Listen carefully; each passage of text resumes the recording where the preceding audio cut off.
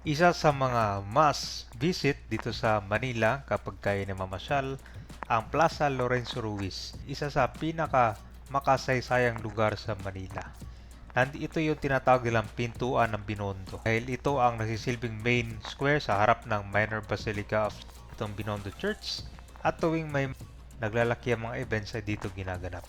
Ganito kalinis na ngayon ang Binondo, Manila. Tingnan mo naman yung tiles. So, ito yung sa patuloy na paglinis at tinatanggal na rin yung mga spaghetti wires dito sa Binondo, Manila. 'Di ba? Kaya napagandang tignan ng paligid.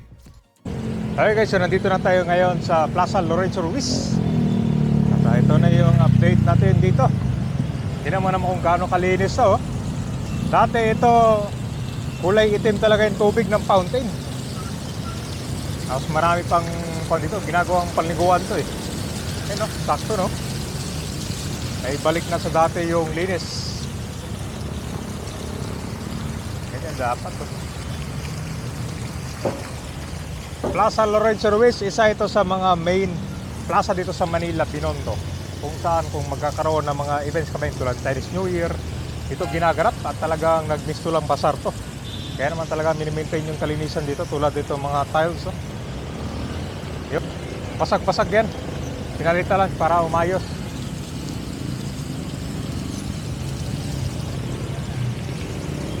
Isa ito sa mga must visit ng mga turista kapag mamasyal ito sa Binondo, Manila. Ayun, buhay na buhay kabayan. The oldest Chinatown in the world. Meron na rin mga pulis ito kabayan nagpapatrol para ma-maintain din yung kaligtasan. Ito bagong dilig din no.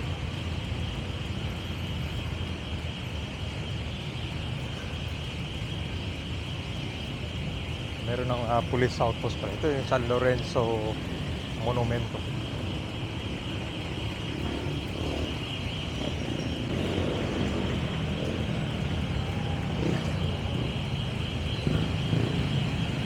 Yan guys, pati dito sa harap. Yung magandang magpa-picture dito sa harap ng Binondo Church.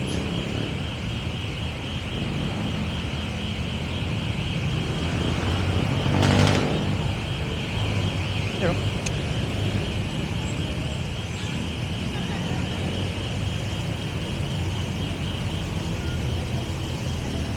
Ganda na guys. Tapos may ginagawa ditong bagong building no. Yung mga ibang building dito sa Binondo ka ba, pansin mo na pinipinturahan siya para mag-blend naman dito sa Binondo ba, na magmukhang modern din. Marami ng mga building dito na bagong pintura.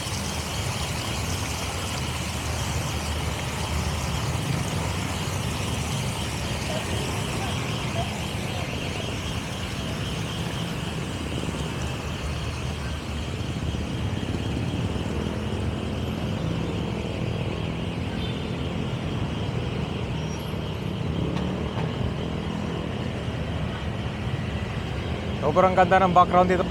Yung Binondo Church, kakatapos natin yung restoration nito eh. Parang pininturahan tong labas, tapos yung mga kunyang biyak-biyak, inayos din nila. Restoration. Ganda ng view dito. Ito yung talaga kami, Instagramable.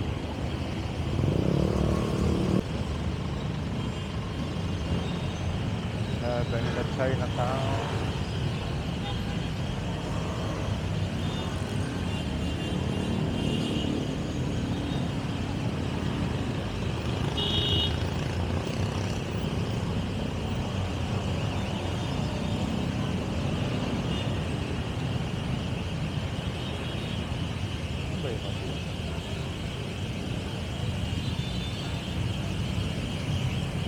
Guys, puntahan natin itong dito guys, estero. Kawit tayo dito. Kung naman dito kung gano'ng kalinis ng estero dito. Yan guys, oh. Yan yung tunay na pagbabago. Dito tayo. Mas maganda na tingnan yung ngayon, sidewalk.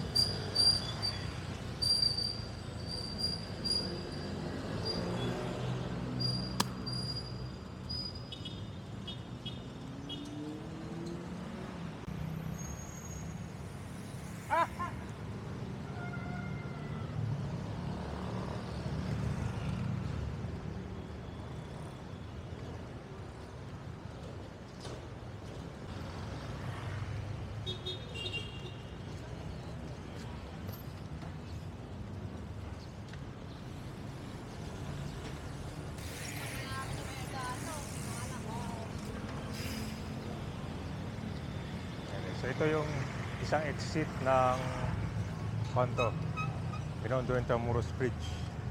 Ayan na. Mga ano, tsaka ito kasi binabantayan talaga to para walang tatayuan ng mga barong-barong dyan.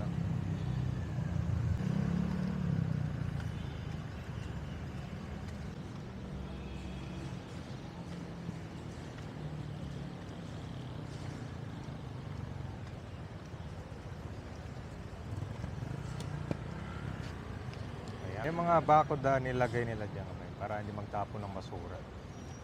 Kasi ganito kasi medyo prone siya pag tinayuan, no? Pero hindi kasi talagang mahigpit dito. Tatayuan mo man yan ng bahay. Ito sa na kasi ito estero. Labas to. Yan sa na to, Pasig River.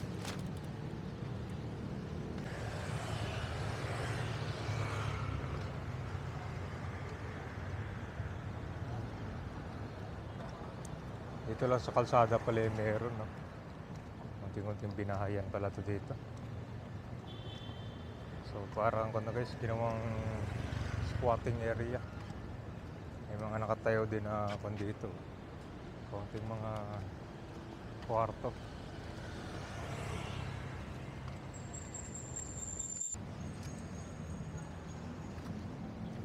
Yan pala guys.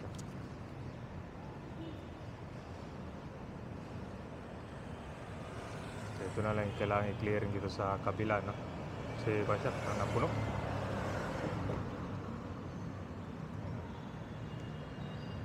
Yan. So, kung naman siya, sa kalsada, no?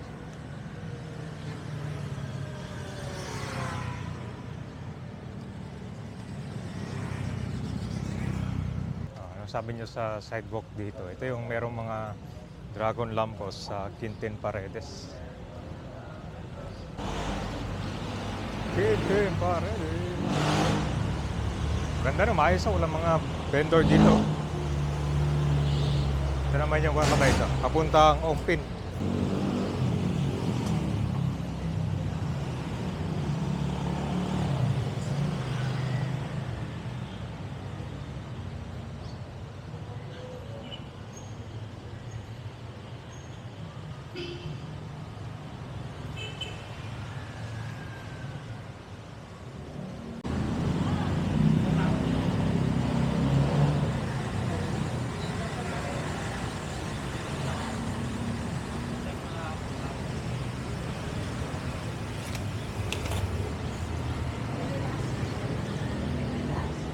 So ito na yung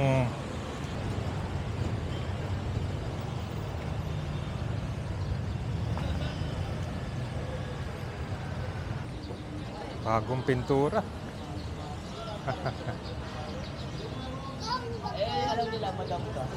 So dito talaga ito siya one way lang, pero mapapansin mo talaga dito may mga parkingan yan. Lalo na pag bibili ka ng jewelry dyan eh. So on both sides. So kung hindi kayo makakon-kabayan, maghanap na lang ng parking siguro, no? May dalang sasakyan, meron naman dito eh.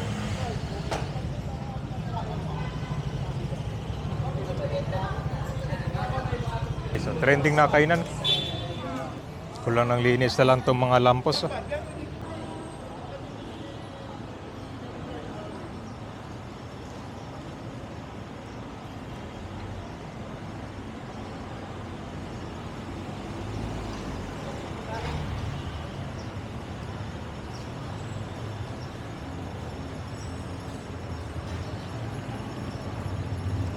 Swanky.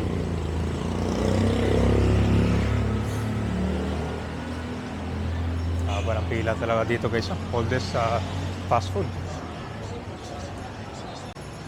Talagang pinipilahan. So meron na rin mga kon dito. Mga food stall. Oh.